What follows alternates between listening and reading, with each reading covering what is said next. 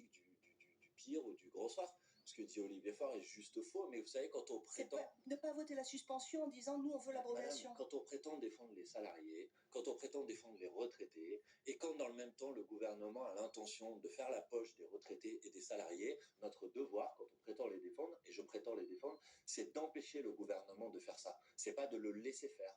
Or, ce que fait le Parti socialiste aujourd'hui, c'est en quelque sorte de vendre des illusions et de laisser passer, là par exemple hier, les recettes du budget de la sécurité sociale, c'est donc d'avaliser l'idée qu'il va y avoir entre 10 et 15 milliards d'euros de coupes dans le budget de la santé, dans le budget de l'hôpital. Donc excusez-moi, mais ça c'est l'inverse du programme que j'ai défendu devant les électrices et les électeurs. Et c'est d'ailleurs l'inverse du programme que Olivier Faure a défendu devant les électrices et les électeurs. Le PS, lui, évidemment, revendique sa stratégie, une stratégie des petits pas et des victoires.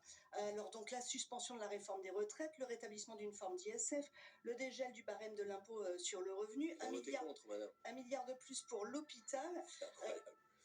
Est-ce que vous les comprenez et vous revendiquez quoi? Non mais madame, d'abord, excusez-moi de vous le dire, mais là, la liste... C'est la liste du PS, hein. Oui, je sais, mais je sais pas, votre rôle, c'est pas juste de répéter ce que dit le Parti Socialiste. Non, mais mon rôle est d'essayer de comprendre où vous en êtes. Vérifier. Est-ce que l'Assemblée nationale a voté un rétablissement de l'impôt de solidarité sur la fortune? La réponse est non.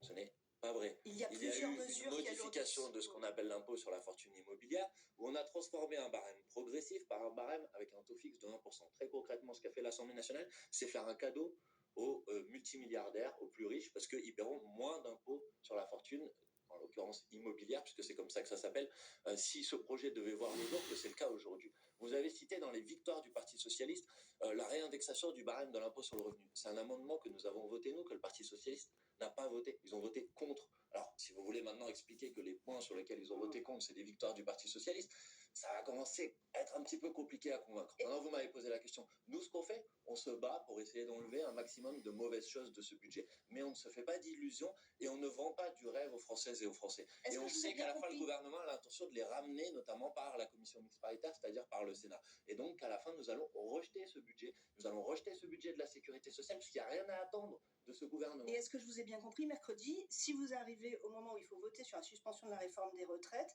vous voterez contre cette suspension? Oui, c'est ce que nous avons fait en commission et il n'y a aucune raison que nous fassions des choses différentes à l'Assemblée nationale en hémicycle, pour la raison que je vous ai indiquée. Et quel est l'espoir sur l'abrogation?